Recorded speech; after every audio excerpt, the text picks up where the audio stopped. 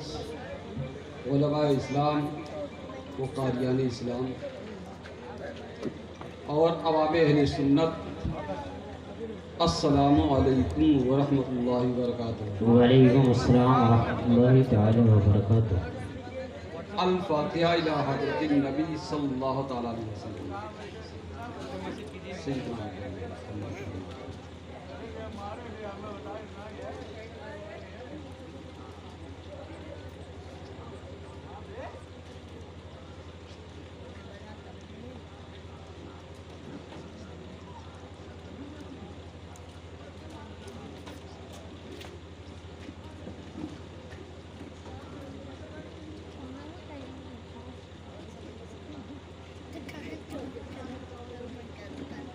ان اللہ و ملائکتہ یصلون علی النبی یا ایھا الذین آمنوا صلوا علیہ وسلموا تسلیما اللہم صل علی سیدنا محمد وعلی الجود والکرم منبع العلم والحکم والحکم صلاۃ و سلام علیک یا رسول اللہ سبحان ربک رب العزۃ عما یصفون وسلام علی المرسلین والحمد للہ رب العالمین آمین آمین بحق افضل ذکر لا الہ الا اللہ محمد رسول اللہ صلی اللہ تعالی علیہ وسلم۔ نحمدہ ونصلی ونسلم علی حبیبہ الکریم، اما بعد فاعوذ باللہ من الشیطان الرجیم، بسم اللہ الرحمن الرحیم۔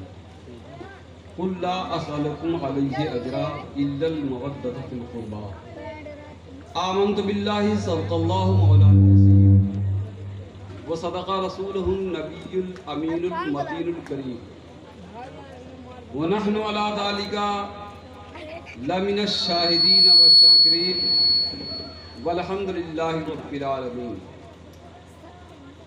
آئیے ہم اور آپ مل کر گنبد خضرا کے متی سید المرسلین طٰہٰ و یاسین احمد مختار جناب محمد رسول اللہ صلی اللہ تعالیٰ علیہ وسلم کی بارگاہ ناز میں درود و سلام کی ڈالی نچھاور کریں اور بآواز بلند پڑھیں، اللہم صلی علی سیدنا مولانا محمد معدن الجود والکرم منبع العلم والحلم والحکم صلاۃ و سلام علیک۔ حضرات، میں نے جس آیت کریمہ کی تلاوت کرنے کا شرف حاصل کیا ہے وہ آیت کریمہ پیغمبر اسلام صلی اللہ علیہ وسلم کی عظمت اور ان کے قرابت داروں کا خطبہ پڑھ رہا ہے۔ پیغمبر اسلام صلی اللہ علیہ وسلم کی عظمت، ان کی رفعت اور ان کے قرابت داروں کا خطبہ پڑھ رہے ہیں۔ آپ اس بات کو ذہن و مزاج میں رکھیں۔ آج ہمارے اس اسٹیج پر ابھی رونق ہونے والی عظیم الشان شخصیت جنہیں ہم مفکر اسلام حضرت علامہ سید حسنین میاں محمدی کے نام سے جانتے اور پہچانتے ہیں، ابھی جلوہ بار ہوئے، اور ساتھ ہی ساتھ سید بختیار میاں صاحب قبلہ، وہ بھی جن کی سرپرستی اور صدارت میں یہ اسٹیج اپنی کامیابیوں کی جانب ہمکنار ہو رہا ہے۔ حضرات، ان سب باتوں کو آپ ذہن و مزاج میں رکھیں، اور ہم یہاں سے اٹھیں تو اللہ اور اس کے رسول، اہل بیت اطہار اور صحابہ کرام کی عظمتوں کو اپنے سینے میں بٹھا کر کے اٹھیں، اس لیے کہ اگر آپ کے سینے میں عظمت خداوندی اور تعظیم نبوی، اہل بیت اطہار کی تعظیم، صحابہ کرام کی عظمت آپ کے سینے میں جلوہ گر ہے، تو یقیناً آپ کے اندر ایک سمندر ہے جو موزن ہے، اور جب عشق کا سمندر پیدا ہوگا اور عشق کا سمندر آپ کے سینے میں لہریں مارے گا تو یاد کر لیجئے کہ آپ کو ایک لمحہ بھی چین نہیں آئے گا، آپ عظمت خدا پر مر مٹنے کے لیے تیار ہو جائیں گے، عظمت مصطفی پر اپنے پسینے کو نہیں बल्कि अपने खून का आखिरी कतरा भी कुर्बान कर दिया। हजरात, मैं इस बात को आज के माहौल में देख रहा हूँ कि हमारे सामने गुस्ताखियाँ की जाती हैं, लेकिन हमारे कानों पर चू तक नहीं देखी। कल का वो दौर था कि सहाबे किराम के सामने जब गुस्ताखियाँ की जाती थी तो गुस्ताखी करने वाले शख्स को कैफरो किरदार तक पहुंचा दिया जाता था और उसके अंजाम तक पहुंचा दिया जाता था। आखिर ये दौलत उज़्मा जो इसको मोहब्बत की दौलत सरकारे दो आलम सल्लल्लाहु अलैहि वसल्लम की अज़मत हमारे सीने में जड़वा बार थी, वो कहाँ चली गई? यही वजह है कि आप तारीख के औराक का जायजा लीजिए और तारीख के औराक को देखिए तो यकीनन हमारे दुश्मनों ने हमारे सीने से सबसे पहले अज़मत खुदा और अज़मत रिसालत को निकाला है, जिसकी बुनियाद पर आज हम खाली हो चुके हैं। हमारा सीना पैगंबर इस्लाम सल्लल्लाहु अलैहि वसल्लम की मोहब्बतों का मदीना नहीं बन सका है, बल्कि ईसाइयों की मोहब्बत का मदीना बन गया। हज़रात, आखिर वजह क्या है? आप सोचते होंगे कि आज ये मिसबाही ये कह रहा है कि ईसाइयों की मोहब्बत का मदीना बन चुका है। मैं आपसे पूछना चाहता हूं कि अगर सरकार की अज़मत आपके सीने में होती तो ये मस्जिदें आबाद होती। अगर सरकार की अज़मत आपके सीने में होती तो आपकी पेशानियां मस्जिदों में से आबाद होती, मस्जिदों में जाकर के पहुंचते और मस्जिदों को आबाद करते हुए नजर आते। आपके सीने के अंदर अहले बैते अतहार की मोहब्बत होती तो उनके नक्शे कदम को आप अपनाते हुए मस्जिदों को आबाद करते हुए नजर आते। ये मस्जिदें क्या हैं? कभी किसी दूसरे मुफक्किर ने कहा था, किसी दूसरे कौम के लोगों ने कहा था कि ये मस्जिदें इनके नबी ने क्या दिया है, ये जब चाहें तो इत्तेहाद की बातें कर सकते हैं और अपना पैगाम, खुफिया पैगाम पहुंचाना चाहें तो अपनी कौम को पहुंचा सकते हैं। लेकिन हजरात, आप सोच लीजिए कि हम कहाँ गिरे हुए हैं, हम किस कदर पस्ती में जा रहे हैं कि आज हम अपनी मस्जिदों को आबाद नहीं कर पा रहे हैं, खुदा के घर को आबाद नहीं कर पा रहे हैं। क्या हमारा यही दावा है कि हम मोहब्बत रसूल करते हैं? क्या अज़मत रिसालत पर मर मिटने की यही बात है? नहीं, मिल्लत के नौजवानों, आओ अज़मत रिसालत अपने सीने के अंदर पैदा कर लो और यही भीख मांगो, बारगाहे रिसालत से भीख मांगो। परवरदिगार आलम हमको जब दुनिया से उठा तो पैगंबर इस्लाम सल्लल्लाहु अलैहि वसल्लम की खुशनुदी के साथ दुनिया से उठा। जब तक हम दुनिया में रहें तो पैगंबर आज़म सल्लल्लाहु अलैहि वसल्लम की खुशनुदी के साथ दुनिया में रहें। हज़रात, आज आप सोच लीजिए आप कहाँ हैं, आपका मेयार क्या है, आपकी अज़मत कहाँ खो गई, आपकी अज़मत रफ्ता कहाँ चली गई? हज़रात, इस बात को सोच लें, लेकिन हम कभी भी इस बात को सोच नहीं पाते हैं। ये मस्जिदें हमारी जिनसे हमारा वकार है, ये मस्जिदें जिस दिन खत्म हो गई, याद कर लो कि तुम्हारा वकार कुछ भी नहीं होगा। आज मस्जिदों को निस्त नाबूद करने की कोशिशें की जा रही हैं। क्यों? जब मस्जिदें निस्त नाबूद हो जाएंगी, ये मदरसे हमारे निस्त नाबूद हो जाएंगे, तो याद कर लीजिए ना आप होंगे ना आपका वकार होगा। अगर अपना वकार चाहते हो और अपने आप को मनवाना चाहते हो तो आपको मस्जिदों को आबाद करना होगा, आपको मदरसों को आबाद करना होगा। लेकिन हमारा हाल ये है कि हम ना मस्जिदें आबाद करते हैं और ना मदरसे को आबाद करते हैं, बल्कि इन तालीमात को हमने हकीर तालीम समझा है। जिस मदरसे से आपको गुस्ल का तरीका मालूम होता है, जिस मदरसे से आपको नहाने का तरीका मालूम होता है, जिस मदरसे से आपको वज़ू करने का सलीका मालूम होता है, जिस मदरसे से आपको ज़कात का देने का तरीका मालूम होता है, ज़िंदगी गुजारने का सलीका मालूम होता है, उठने बैठने का सलीका मालूम होता है, खाने पीने का सलीका मालूम होता है, जब वही मदरसा नहीं रहेगा तो तुम कहाँ रहोगे, तुम्हारी आबादी कहाँ से रह सकती है? दौर वो चल रहा है कि आप घर के अंदर तो अपने आप को मुसलमान कहलाओगे, लेकिन बाहर मुसलमान नहीं कहलाओगे। हज़रात, ये दर्द दिल है जो मैं आपके सामने पेश कर रहा हूँ, इसलिए कि कौम के हालात जो मैं देख रहा हूँ उसके तहत मैं आपको बात कर रहा हूँ, आपसे गुफ्तगू कर रहा हूँ। वरना आप सोच लीजिए कि सहाबे किराम ने अहले बैत अतहार की किस कदर ताज़ीम की है और अहले बैत अतहार ने सहाबे किराम को कितना ऊंचा मर्तबा दिया। ये दोनों चीजें जब दोनों मिलती हैं तो इसी का नाम अहले सुन्नत वल जमात होगा। इसलिए कि जहां اہل بیت اطہار کی ہم عظمت اپنے سینوں کے اندر بٹھائے رکھیں، وہیں صحابہ کرام کی عظمت کو بھی اپنے سینے سے نہ جانے دیں۔ انہی دونوں کے مجموعے کا نام کیا ہے؟ اہل سنت والجماعت ہے۔ حضرات آپ اپنے آپ کو سنی کہلاتے ہو، لیکن پہلے سنی کا مفہوم بھی سمجھا کہ سنیت کہتے کس کو۔ آؤ دیکھو حضرت صدیق اکبر ہیں۔ یہ صدیق اکبر کون ہے جو بارگاہ رسالت میں جلوہ بار رہا کرتے تھے؟ یہ صدیق اکبر کون ہے جب بارگاہ نبوی میں پہنچا کرتے تھے تو نہایت باادب ہو کر کے پہنچا کرتے تھے؟ یہ صدیق اکبر کون ہے کہ حضرت علی کرم اللہ تعالیٰ وجہ الکریم سامنے آ جائیں تو نہایت ہی خندہ پیشانی کے ساتھ، نہایت ہی عقیدت و محبت کے ساتھ ملا کرتے تھے، اور حضرت علی بھی حضرت ابو بکر سے نہایت ہی خندہ پیشانی کے ساتھ ملا کرتے تھے۔ آپس میں ان دونوں کے رشتے ایسے ہوا کرتے تھے، بالکل شیر و شکر کی طرح رہا کرتے تھے، ایک دوسرے کی عظمت اور رفعت کا خیال کیا کرتے تھے۔ حضرات یہ اہل بیت اطہار کی عظمت صدیق اکبر سے پوچھو، اور صدیق اکبر کی عظمت حضرت علی کرم اللہ تعالیٰ وجہ الکریم سے۔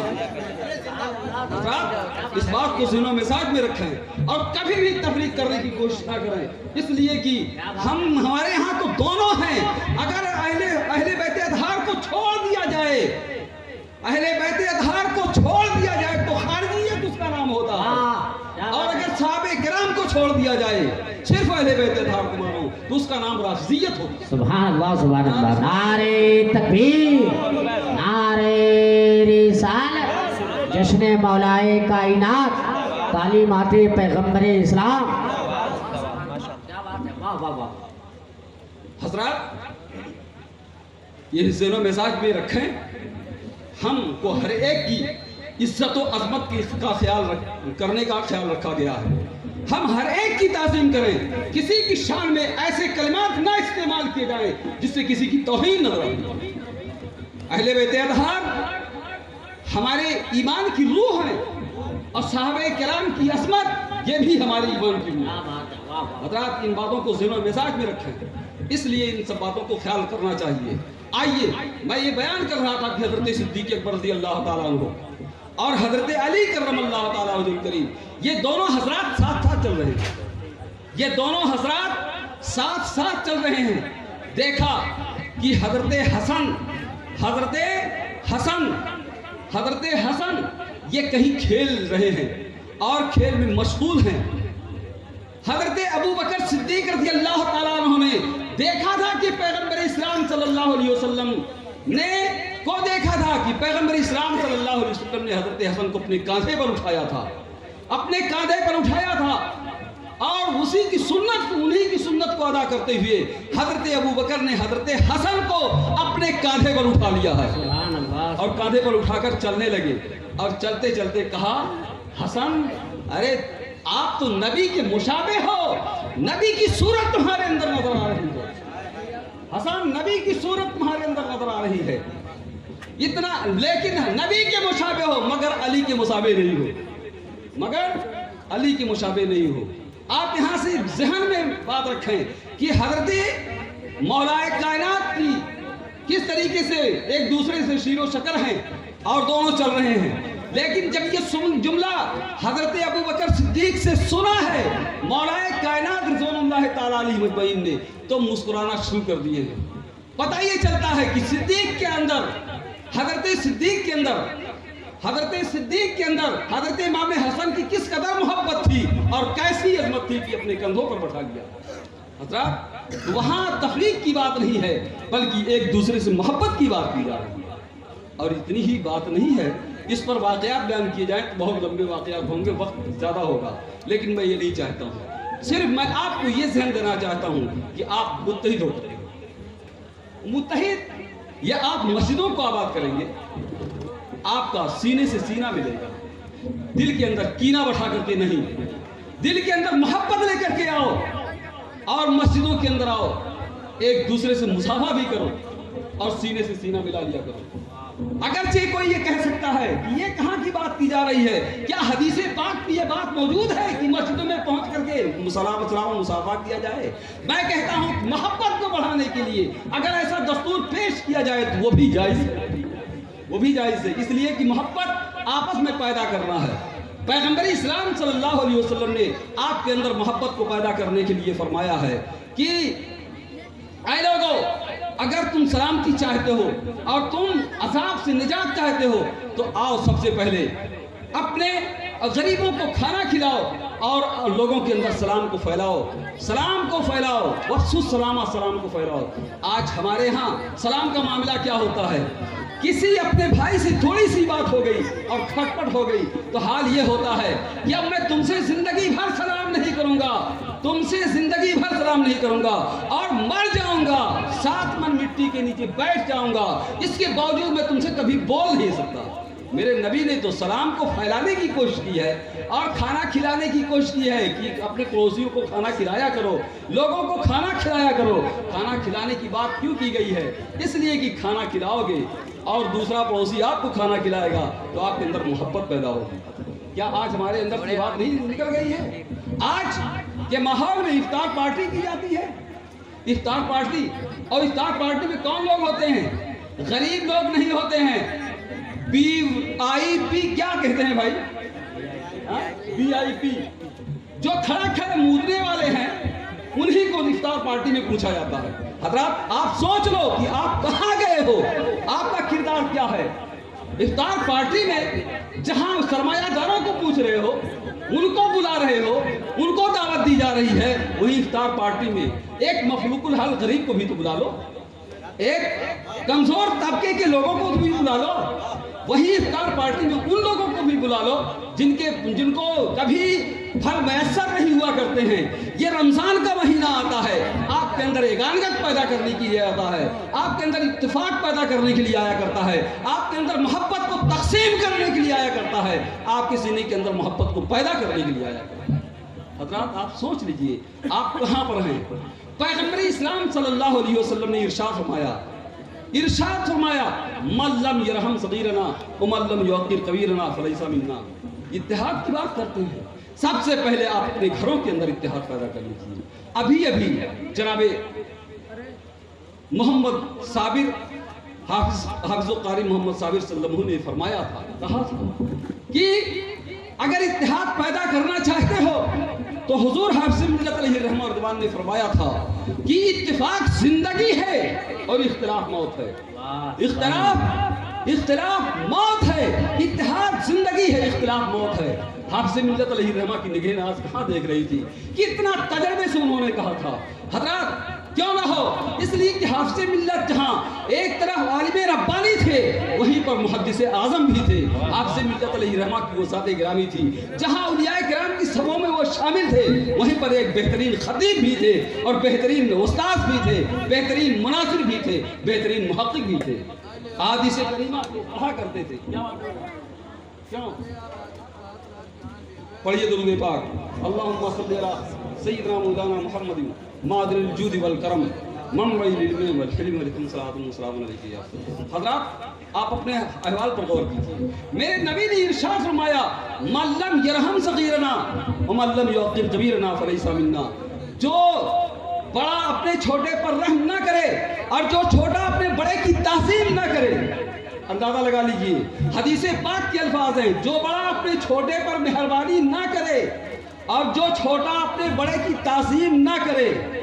پھر سے سن لیجئے، جو بڑا اپنے چھوٹے پر مہربانی نہ کرے اور جو چھوٹا اپنے بڑے کی تعظیم نہ کرے، سرکار فرماتے ہیں وہ ہم میں سے نہیں ہے، سرکار فرماتے ہیں وہ ہم میں سے نہیں ہے۔ آپ بتا دیجئے کیا ہمارے سینے بغض سے نہیں بھرے ہوئے ہیں؟ کیا ہمارا سینہ شیطان کی بغض و کینہ کا محور اور مرکز نہیں بن گیا ہے؟ کیا اس کا منبع نہیں بن گیا ہے؟ حضرات ہمارے سینے پیغمبر اسلام صلی اللہ علیہ وسلم کی اور اہل بیت اطہار کی، صحابہ کرام کی محبتوں کا مدینہ نہیں ہے بلکہ شیطان کے مرکز کا کینے کا مرکز بن چکا ہے۔ حضرات اس بات کو سوچ لیں، آج ہم تعلیم سے کورے ہیں، بہت پیچھے جا چکے ہیں، ہمارے پاس تعلیم کسی میدان کی نہیں ہے، ہم تاریخ کے اوراق سے بھی کورے ہیں، ہم مذہبیات کے اعتبار سے بھی کورے ہیں، ہم دنیاوی تعلیمات کے اعتبار سے بھی کورے ہیں۔ جہاں دیکھیے قوم مسلم سب سے پیچھے ہے، سب سے پیچھے قوم مسلم ہے۔ حضرات ہم اپنے بچوں کی خبرگیری نہیں کر پاتے ہیں، ہم اپنے لاڈلوں کی نگہبانی نہیں کر پاتے ہیں، ہمارا لاڈلا کھیلتا ہوا نظر آتا ہے اور گٹکے پکار کی تو بات ہی کیا ہے، جوئے بازی کی بات ہی کیا ہے۔ کیا قوم مسلم کا یہی کردار رہ گیا ہے کہ ان کا بچہ جوا بازی کرتے ہوئے نظر آئے، ان کا بچہ گٹکا کھاتا ہوا نظر آئے، ان کا بچہ لغویات میں گھرتا ہوا نظر آئے؟ کیا یہی طریقہ رہ گیا ہے؟ میں کہتا ہوں کہ آپ نے اپنے بچوں کو نہیں سنبھالا ہے تو آپ کی بھی کوئی نگہبانی کرنے والا نہیں ہوگا، حضرات آپ کا بھی کوئی پوچھنے والا نہیں ہوگا، آپ کا کوئی پرسان حال نہیں ہوگا۔ حضرات آپ سوچیں تو صحیح، ہمیں صحابہ کرام نے یہ دستور نہیں دیا ہے، ہمیں صحابہ کرام نے یہ دستور نہیں دیا ہے، ہمیں اہل بیت اطہار نے یہ دستور نہیں دیا ہے۔ ارے ان کا دستور دیکھو، ان کے بچوں کا پاکیزہ کردار دیکھو، لیکن آپ کی دنیا کی آنکھیں، آپ کی دینی آنکھیں بھی کھلی رہ جائیں گی۔ آپ دنیا میں اگر ان کے کردار پر عمل کر لو لیکن آپ کامراں ہوتے ہوئے نظر آؤ گے۔ حضرات آئیے دیکھیے حضرت علی مرتضیٰ کرم اللہ تعالیٰ وجہ الکریم نے اپنے شہزادوں کو کیسی پرورش کی تھی، کیسی تربیت دی تھی، آپ ذرا اپنا بھی سوچ لیجیے۔ مولا کائنات کے شہزادے حسنین کریمین ہیں، ان کا دم بھرتے ہو نا؟ بولو ہم حسنین کریمین کے ماننے والے ہیں کہ نہیں ہیں؟ ارے بولو بھائی، حسنین کریمین کے ماننے والے ہیں کہ نہیں ہیں؟ ہے نا؟ اب آئیے حسنین کریمین کا کردار دیکھیے۔ ایک دیہات سے آنے والے کوئی شخص ایسے تھے کہ جو وضو کر رہے تھے۔ کیا کر رہے تھے؟ وضو کر رہے تھے۔ شہزادوں نے دیکھا تھا، یعنی حسنین کریمین نے دیکھا تھا، سیدنا حسنین کریمین رضوان اللہ تعالی علیہما نے دیکھا تھا کہ ان کے وضو میں کچھ کمی ہے، ان کے وضو میں کچھ کمی ہے۔ یہ نہیں کہا میرے چچا آپ وضو غلط کر رہے ہو، آپ کو وضو کرنے کا سلیقہ نہیں ہے، یہ نہیں کہا۔ جب اس شخص نے وضو کر لیا تو حسنین کریمین رضوان اللہ تعالیٰ علیہ مجمعین فرماتے ہیں کہ چچا ہم لوگ وضو کرتے ہیں، ہم دونوں بھائی وضو کرتے ہیں، آپ ذرا ہمارے وضو کو تو دیکھ لیجئے، ہم وضو کر رہے ہیں۔ کمی کس میں دیکھی تھی؟ اس بڈھے چچا میں دیکھی تھی کمی، کہ وضو میں کمی ہے، انہیں وضو کرنے کا سلیقہ نہیں ہے۔ لیکن یہ نہیں کہا کہ آپ کو وضو کرنے کا سلیقہ نہیں ہے، بلکہ دونوں بھائی وضو کر رہے ہیں، دونوں شہزادے وضو کر رہے ہیں۔ وضو کرتے ہوئے فرمایا کہ چچا دیکھ لیجئے کہ ہمارے وضو کے اندر کوئی کمی ہے کہ نہیں کمی ہے۔ جب یہ لوگ وضو کر چکے تب پھر پوچھتے ہیں کہ میرے چچا یہ تو بتاؤ کہ ہمارے وضو کے اندر کوئی کمی ہے کہ نہیں ہے، کوئی کمی رہ گئی ہو تو بتاؤ۔ اس بڈھے نے کہا تھا، اس چچا نے کہا تھا کہ نہیں شہزادے نہیں، ارے وضو میں آپ کے کوئی کمی نہیں ہے، کمی تو ہے میرے وضو کے اندر ہے، کمی تو ہے میرے وضو کے اندر ہے۔ آج ہمارے سامنے کوئی آ جائے اور ہم کسی کو دیکھ لیں کہ وضو کرنے کا سلیقہ نہیں ہے تو ہم ڈائریکٹ کہہ دیا کرتے ہیں کہ 60 سال کے ہو چکے ہو، بڈھے ہو گئے ہو، لیکن تمہیں وضو کرنے کا سلیقہ نہیں۔ تو تبلیغ کا مزاج بھی بدلنا پڑے گا، پیغام کو پہنچانے کا سلیقہ بھی بدلنا پڑے گا۔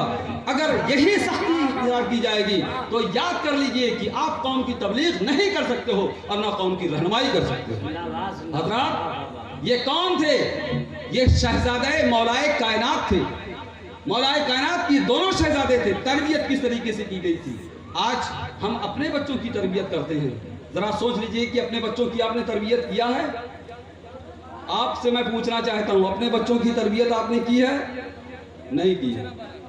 اگر کیوں نہیں کی؟ ایک وجہ تو یہ بھی ہو سکتی ہے کہ آپ کو تربیت کرنے کا سلیقہ نہیں، اور اگر سلیقہ ہے تو اپنے بچوں سے آپ ڈرتے ہیں۔ اچھا ایک چیز، دوسری چیز یہ ہے کہ آپ دسترخوان لگاتے ہو نا، آپ اپنے گھر میں کھانا کھاتے ہیں کہ نہیں کھاتے؟ کھانا کھاتے ہیں نا، لیکن حال کیا ہوتا ہے کہ بیٹا الگ کھانا کھا رہا ہے، بھائی الگ کھانا کھا رہا ہے، باپ الگ کھانا کھا رہا ہے۔ پیغمبر اسلام صلی اللہ علیہ وسلم نے دستور کیا دیا؟ دستور تو یہ دیا کہ دسترخوان بچھاؤ اور اس پر کھایا جائے۔ تو جب دسترخوان بچھایا جائے گا تو جہاں دسترخوان پر باپ بیٹھے گا اسی دسترخوان پر بیٹا بھی بیٹھے گا، اسی دسترخوان پر بھائی بھی بیٹھے گا، اسی دسترخوان پر سب لوگ کھا رہے ہوں گے۔ حضرات جب ایک دسترخوان پر آپ کھاؤ گے تو آپ کے اندر محبت پیدا ہوگی، آپ کے اندر الفت پیدا ہوگی، آپ کے اندر بھائی چارگی پیدا ہوگی۔ آپ کے اندر اخوت پیدا ہوگی۔ حضرات ان سب چیزوں سے تو ہم پورے ہو چکے ہیں۔ آج اکثر گھروں کے دسترخوان ایسے ہی ہیں کہ وہاں دسترخوان لگتا ہی نہیں ہے، نہ ساتھ میں لوگ بیٹھ کر کھانا کھاتے ہیں۔ جب آپ نے طریقے نبوی کو چھوڑ دیا ہے تو بتائیے آپ کے اندر اتحاد رہے گا؟ آپ کے اندر اتفاق پیدا ہوگا؟ آپ کے اندر الفت پیدا ہوگی؟ آپ کے اندر محبت پیدا ہوگی؟ ہرگز نہیں، محبت پیدا نہیں ہو سکتی۔ اگر محبت کو پیدا کرنا ہے تو اپنے بچوں کو سکھاؤ اور اپنے خود پہلے عمل کرو، اس کے بعد بچوں کو عمل کی ترتیب دو۔ اس لیے کہ پیغمبر اسلام نے ارشاد فرمایا ہے کہ آپ بچوں کے ساتھ مہربانی کیجئے اور بچے کو سکھائیے کہ بیٹا باپ کا ادب کیا ہوتا ہے، ایک بھائی کا ادب کیا ہوتا ہے، ایک چچا کا ادب کیا ہوتا ہے، ایک بوڑھا گزر رہا ہو تو اس کا ادب کیا ہوتا ہے۔ لیکن ہمارے حالات تو اس قدر بگڑ چکے ہیں کہ ہم کو خود ادب معلوم نہیں ہے۔ لیکن ایک دور وہ تھا کہ حضرت لقمان حکیم سے لوگوں نے پوچھا تھا کہ لقمان حکیم، آپ حضرت لقمان حکیم یہ تو بتا دیجئے کہ آپ نے ادب کہاں سے سیکھا، آپ نے ادب کہاں سے سیکھا؟ تو حضرت لقمان حکیم نے فرمایا تھا کہ میں نے ادب بے ادبوں سے سیکھا ہے۔ پتہ یہ چلتا ہے کہ اس وقت بہت لوگ بے ادب تھے۔ میں نے ادب بے ادبوں سے سیکھا ہے، جو لوگ بے ادبی کرتے تھے میں اس کو چھوڑ دیا کرتا تھا، اس سے برگشتہ ہو جایا کرتا تھا۔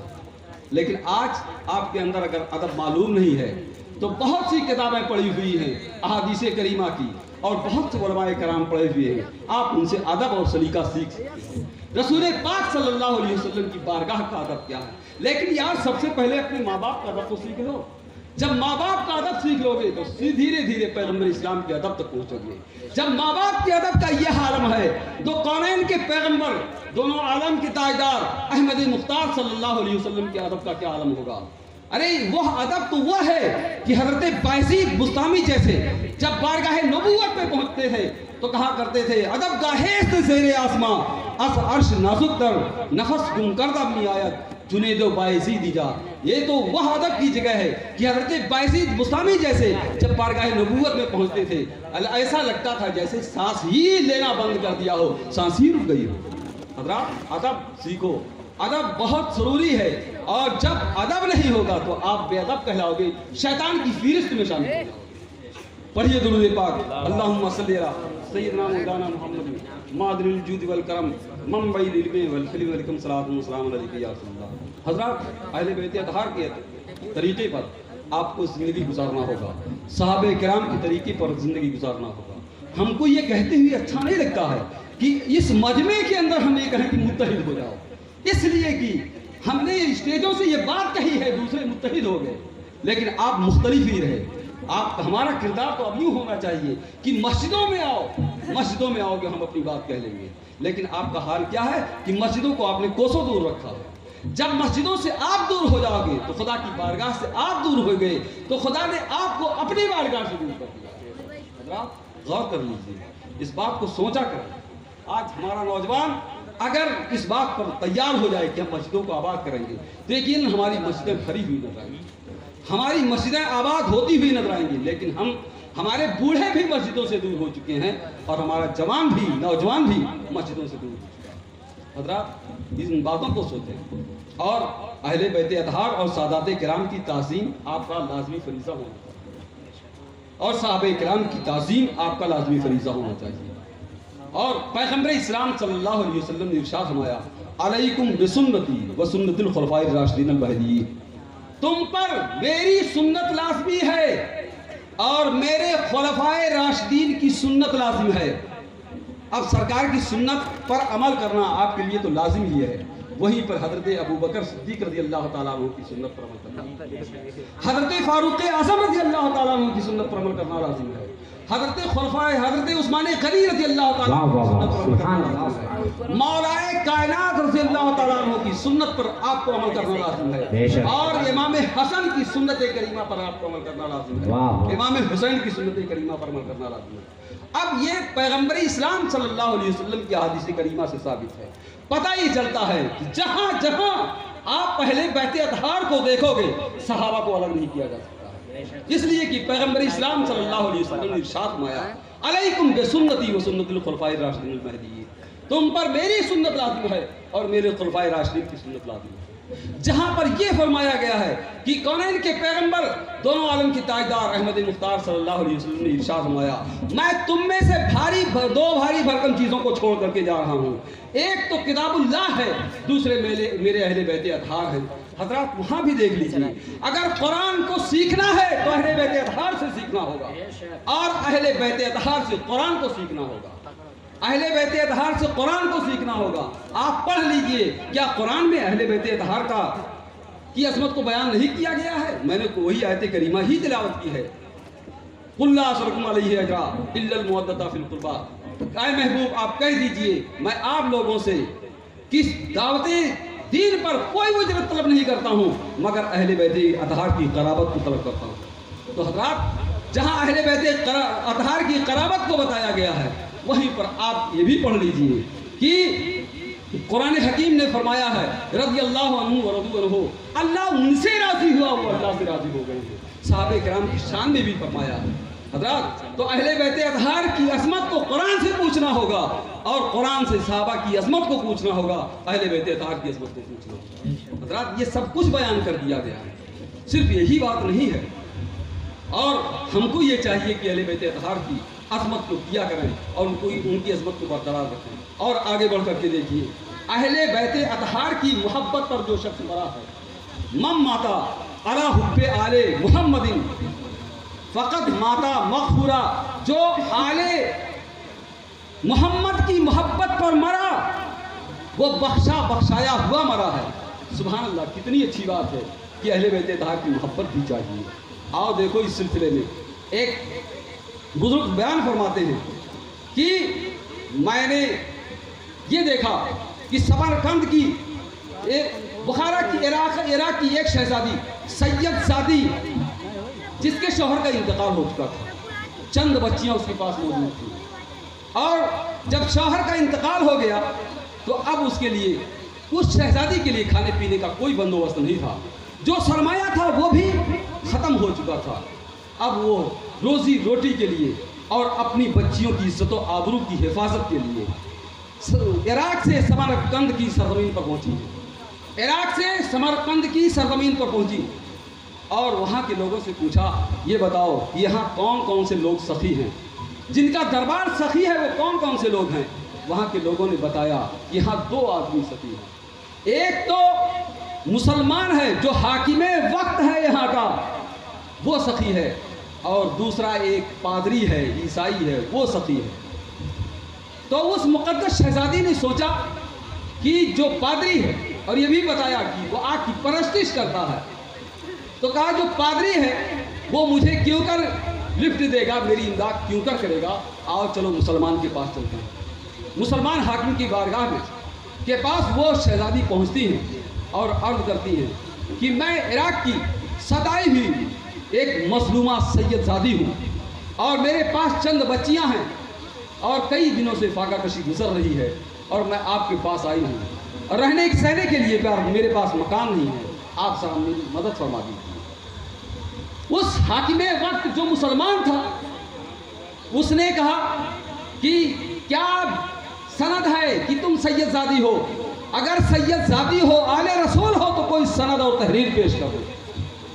سید زادی کا دل ٹوٹ گیا، کہا میرے پاس بظاہر کوئی سند نہیں ہے، کہا چلی جاؤ یہاں سے، میں تمہاری مدد نہیں کر سکتا، تم یہاں سے چلے جاؤ اور کھسک جاؤ، میں تمہاری مدد نہیں کر سکتا۔ پتہ نہیں کیسے کیسے لوگ ایرو غیرو نتو خیرو لوگ آ کر اپنے آپ کو سید بتایا کرتے ہیں، اگر سید زادی ہو تو سید ہونے کی کوئی سند پیش کر دو۔ یہ کس نے کہا تھا؟ مسلمان حاکم نے کہا۔ یہ کس نے کہا تھا؟ مسلمان حاکم نے۔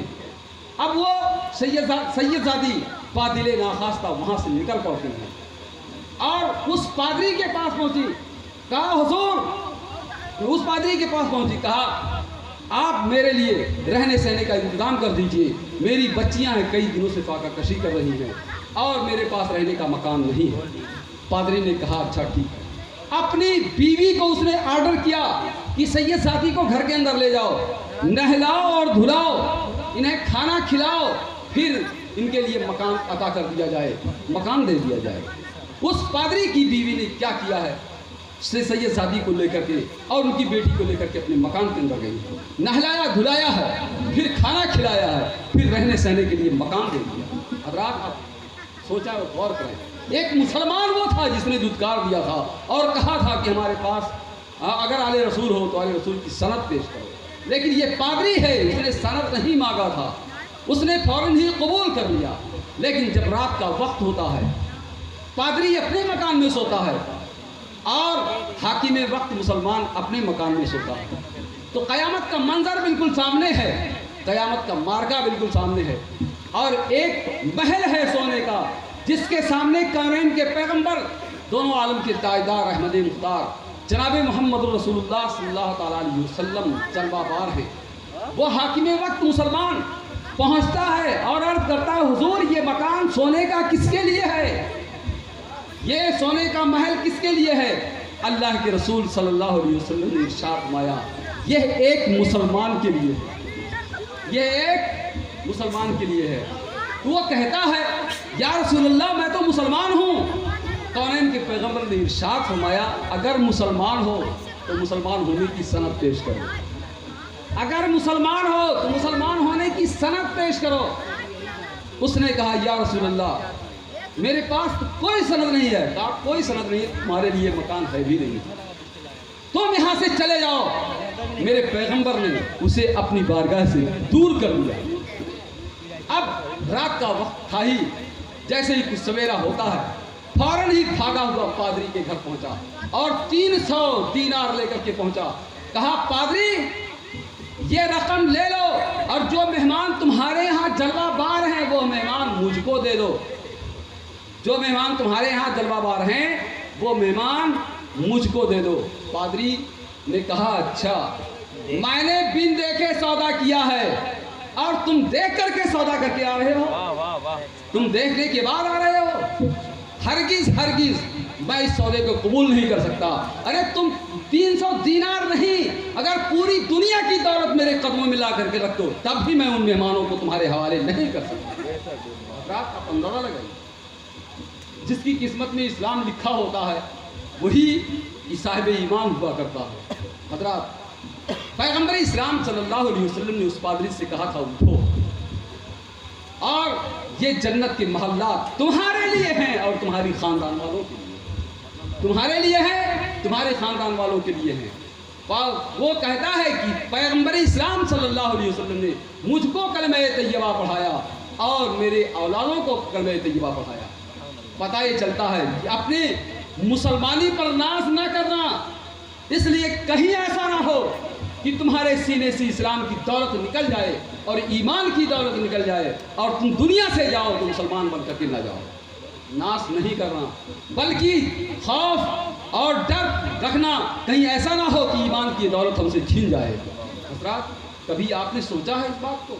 تو یہ اہل بیت اطہار کی تعظیم کا صلہ ہے کہ ایک پادری وہ جنت کا حقدار بن گیا اور اہل بیت اطہار سے بغض کا، اس کی خدمت نہ کرنے کا صلہ یہ ملا کہ ایک مسلمان اسلام کی دولت سے نکل کر کے وہ کہیں اور پہنچ چکا ہے۔ حضرات اس لیے اہل بیت اطہار کی تعظیم کرنا چاہیے، ان کی عظمت، ان کی رفعت اپنے سینے میں بٹھائے رکھنا چاہیے۔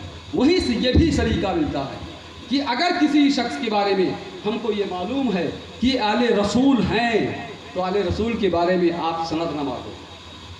آپ نے وہ بھی انجام سوچا، آل رسول کے بارے میں سند نہ مانگو کہ آپ اگر آل رسول ہو تو سند پیش کرو، اس لیے کہ اگر آل رسول ہونے کی سند تم پہ مانگ رہے ہو تو آپ اپنے ایمان کے بارے میں سوچ لو کہ آپ کا ایمان خطرے میں۔ اس لیے سند نہیں مانگنا ہے بلکہ جہاں تک ہو سکے آپ ان کی تعظیم کرو، آپ سے ہو سکے تو آپ نہایت عزت کے ساتھ بتاؤ، یہ آل رسول کے ساتھ آپ کا احترام کرنا ہوگا۔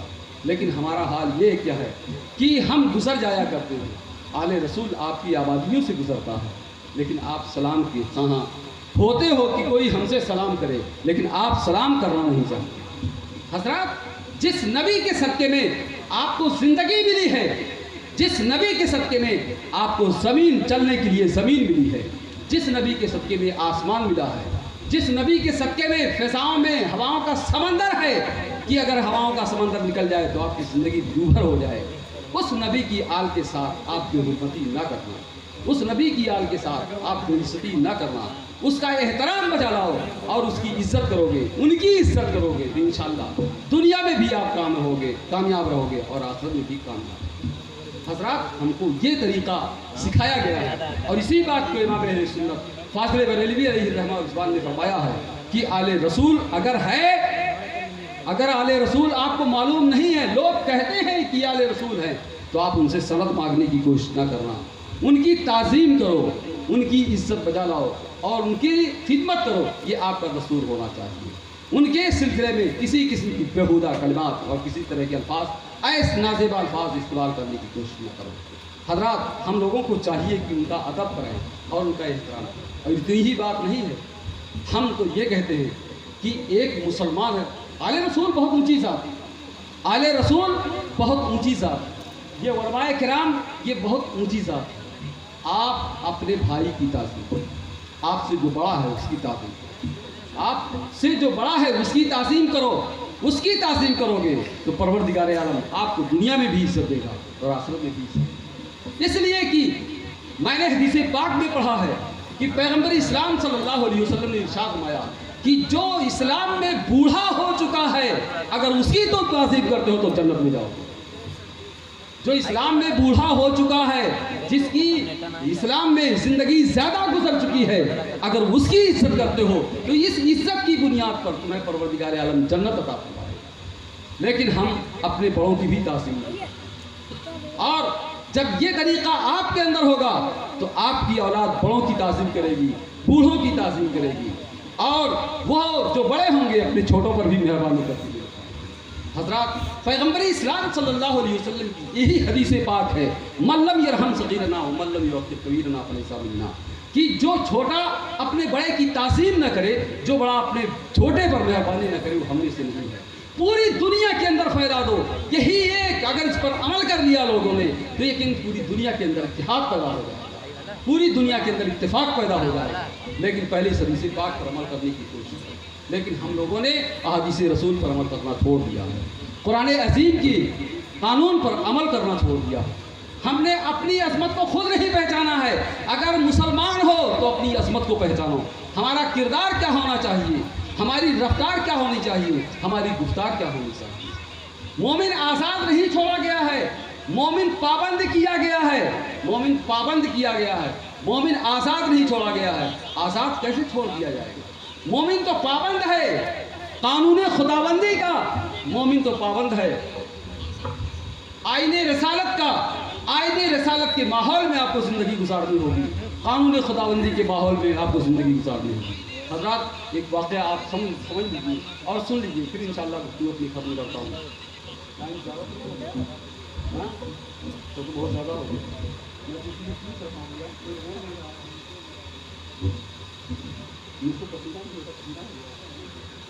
چلیے ایک بات سن لیجیے۔ اچھا، آپ لوگ نہاتے ہو نا؟ نہانے کا ڈھنگ سب کو ہے؟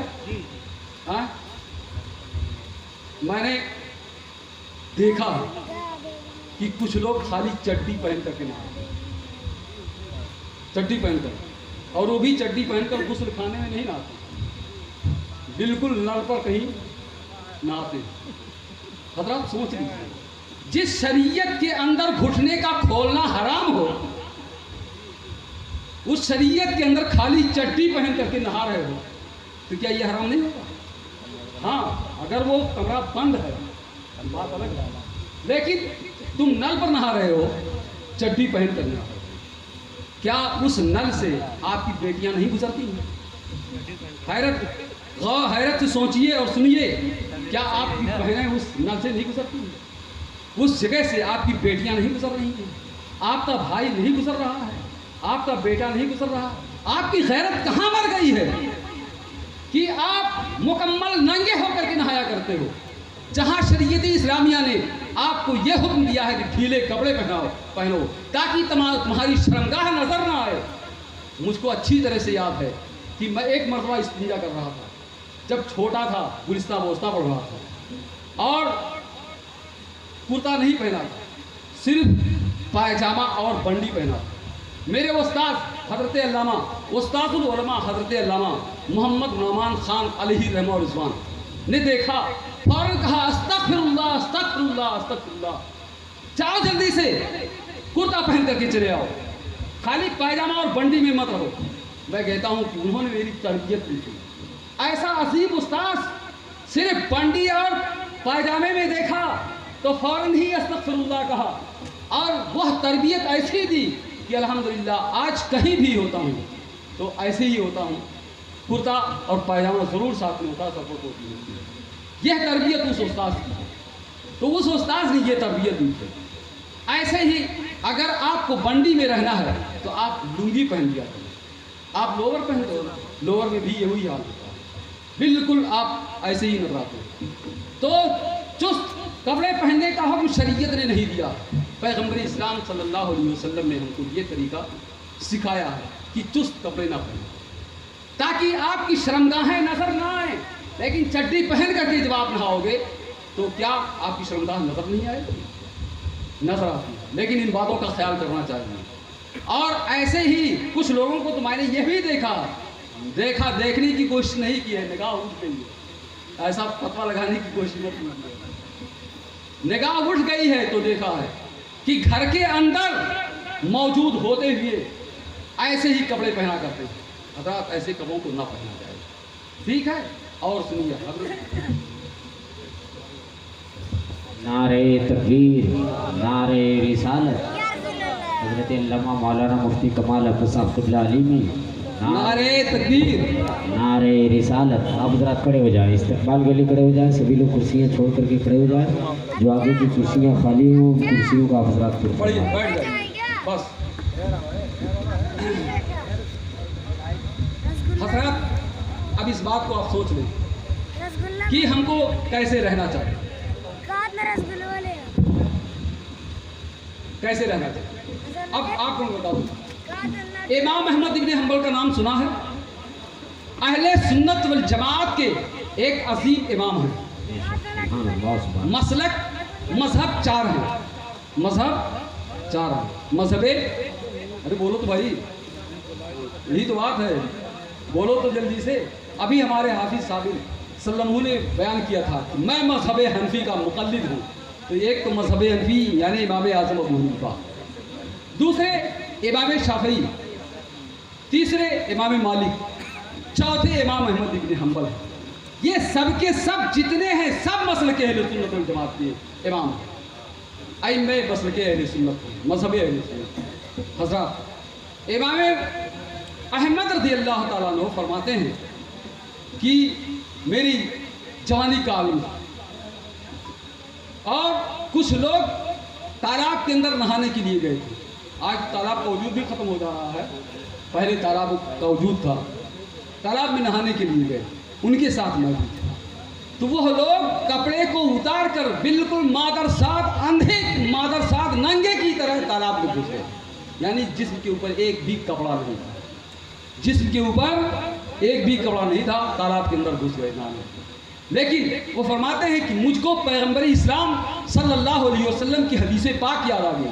کونین کے پیغمبر صلی اللہ علیہ وسلم نے ارشاد فرمایا تھا کہ جو لوگ اللہ اور قیامت کے دن پر ایمان رکھتے ہیں اور یقین رکھتے ہیں، وہ حمام میں، غسل خانے میں ننگے داخل نہ ہوں، ننگے داخل نہ ہوں، حمام یا غسل خانے کے اندر ننگے داخل نہ ہوں۔ یہ اس پر انہوں نے عمل کیا اور ننگے داخل نہیں ہوئے۔ حضرات اب اس کے بعد صلہ کیا ملتا ہے آپ سوچ لیجئے کہ رات میں انہوں نے خواب دیکھا کہ حضرت جبریل امین تشریف لائے ہیں، ایک فرشتہ تشریف لایا، نام نہیں بعد میں بتایا، کہا احمد تمہیں خوشخبری ہو، تم مسلمانوں کے امام بنا دیے جاؤ گے، اس کی بنیاد پر جو آپ نے غسل کرنے کی عزت اور عظمت کی ہے، پیغمبر اسلام صلی اللہ علیہ وسلم کی شریعت پر عمل کیا ہے۔ تو حضرت امام احمد بن حنبل رضی اللہ تعالیٰ عنہ فرماتے ہیں کہ آپ آخر کون ہیں یہ تو بتا دیجئے۔ کہا میں وہ ہوں جو آپ کی نبی کی بارگاہ میں بار بار آیا کرتا ہوں۔ کہا آخر تو بتاؤ کون ہو؟ کہا میں جبریل امین ہوں اور یہ خوشخبری آپ کے لیے لے کر کے آیا ہوں کہ غسل خانے میں آپ نہانے کے لیے داخل ہوئے ہیں تو کپڑا پہن کر داخل ہوئے ہیں، آپ ننگے دوسروں کی طرح داخل نہیں ہوئے ہیں۔ اس کی بنیاد پر آپ کو پروردگار عالم اتنا علم دے گا، اتنی عزت آپ کو دے گا کہ آپ مسلمانوں کے امام بن جاؤ گے۔ حضرت امام احمد بن حنبل فرماتے ہیں کہ اس کا سلا تھا کہ پروردگار عالم نے مجھ کو وقت کا عظیم المرتبہ امام بنا دیا۔ حضرات، شریعت مطہرہ پر آپ کو عمل کرنا چاہیے۔ ایسا نہ ہو کہ آپ چٹی پہن کر کے نہاؤ، ایسا نہ ہو کہ آپ لوگوں کے سامنے ننگے ہو کر کے رہو، ایسا نہ ہو کہ آپ اپنی شمگاہوں کو کھول کر کے رکھو۔ حضرات ایسا نہیں کرنا چاہیے۔ بہرحال پروردگار عالم کی بارگاہ میں دعا ہے مولا تعالیٰ اپنے حبیب صلی اللہ علیہ وسلم کے صدقے اور فضل میں مجھ سے بولنے میں آمدن وساون جان بوجھ کر یا انجانے میں جو کچھ غلطی ہوئی ہے، پروردگار عالم میری غلطیوں کو معاف فرمائے۔ آمین۔ اور اب آپ کے سامنے خطیب اہل سنت جلوہ بار ہیں، آپ ان کی نہایت مدلل اور تفصیلی گفتگو سماعت کریں۔ پروردگار عالم ہم سب کے علم و عمل میں اضافہ فرمائے آمین۔ اور ہم سب کو اپنی اور اپنے محبوب صلی اللہ علیہ وسلم کی خوشنودی عطا فرمائے، اسی پر دنیا میں قائم رکھے، اور جب دنیا سے جا رہے ہوں تو سرکار کی خوشنودی کے ساتھ دنیا میں جائیں۔ وآخر دعوانا ان الحمدللہ رب العالمین۔ السلام علیکم ورحمۃ اللہ۔